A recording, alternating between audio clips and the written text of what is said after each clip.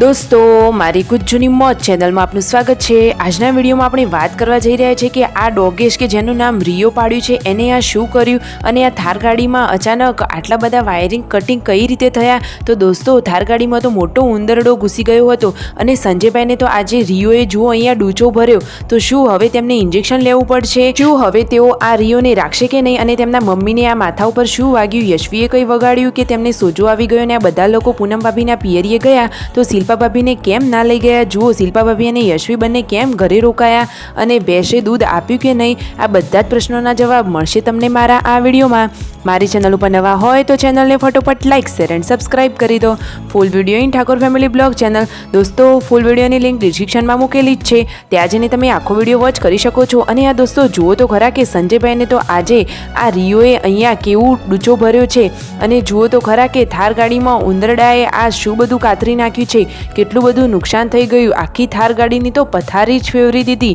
અરે આવડો મોટો ઉંદરડો હતો, કેટલો મોટો એવું સંજયભાઈ જણાવી રહ્યા છે વિડીયોમાં, તમે જોઈ શકો છો। તેમના પપ્પાને કહે છે કે પપ્પા, આ તો બહુ મોટો ઉંદરડો હતો, જે પેલું ઉંદરડાનું ચોંટાડવાનું આવે છે તેમાં પણ રહી શકે એવો નથી, એટલો મોટો છે। અને થાર ગાડીનો આ ખર્ચો તો એમને મોંઘો જ પડી જશે, કારણ કે વાયરિંગ તો ખાસું બધું કાપી દીધું છે। તો દોસ્તો, હવે શું કરશે આ ઉંદરડાને? તેઓ કઈ રીતે કાઢે છે? શું ઉંદરડો બહાર નીકળશે કે નહીં? શું અંદર બીજા તેના બચ્ચા છે કે નહીં? અને વાયર કટિંગ કર્યા છે તો કેટલા બધા વાયર કાપી નાખ્યા। હવે થાર ગાડીની લાઇટો થતી બંધ થઈ ગઈ। દોસ્તો, આ ખર્ચો તેમને કેટલો બધો મોંઘો પડી જશે હવે એ બધું જ તમને આ વિડીયોમાં જોવા મળશે, તમે નજીકથી જોઈ શકો છો। થાર ગાડીમાં મોસ્ટ ઓફ બધી લોખંડની જ પાઇપો હોય છે, છતાં પણ જે લાઇટિંગના વાયરો બધું હોય છે કાપી દીધું। તેમના મમ્મી જુઓ હાથમાં લઈને બતાવી રહ્યા છે કે કાપીને કેવા કટકા કરી દીધા છે બધી વસ્તુઓના। ખરેખર ખૂબ મોટું નુકસાન થઈ ગયું। દોસ્તો, આનો કોઈ ઈલાજ તમને ખબર છે? હવે થાર ગાડી મૂકવી ક્યાં કે જેથી તેમાં ઉંદરડો ના ઘૂસી શકે?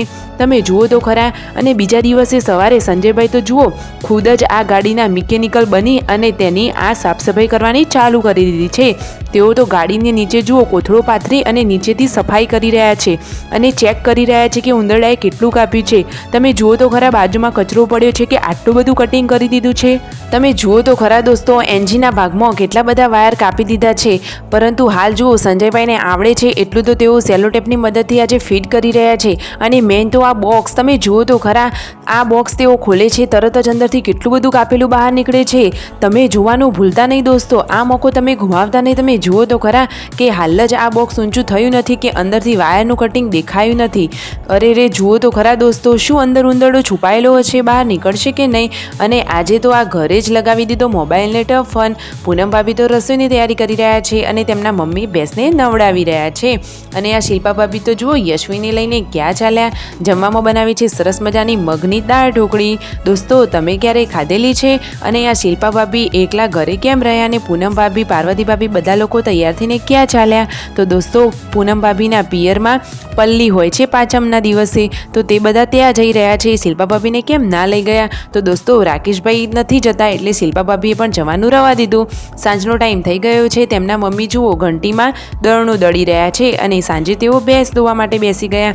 અને પછી સંધ્યા ટાઈમે તેમના પપ્પા તો મંદિરની પૂજા કરવા લાગ્યા અને આ યશવી તો આજે એકલી પડી ગઈ। શિલ્પા ભાભી તો બાજરીના રોટલા બનાવવામાં એક્સપર્ટ છે, એ તો ચૂલા ઉપર બાજરીના, મકાઈના અને જુવારના બધા જ રોટલા બનાવે છે। કાજલબેનનો આવ્યો છે ફોન, તેમના મમ્મી તેમની સાથે વાત કરી રહ્યા છે।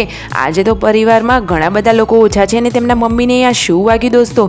તો યશવીનો દાંત તેમને વાગ્યો હતો, તો તેમને તો જુઓ માથામાં સોજો જ આવી ગયો। વિડીયો ગમ્યો હોય તો લાઇક શેર એન્ડ સબસ્ક્રાઈબ।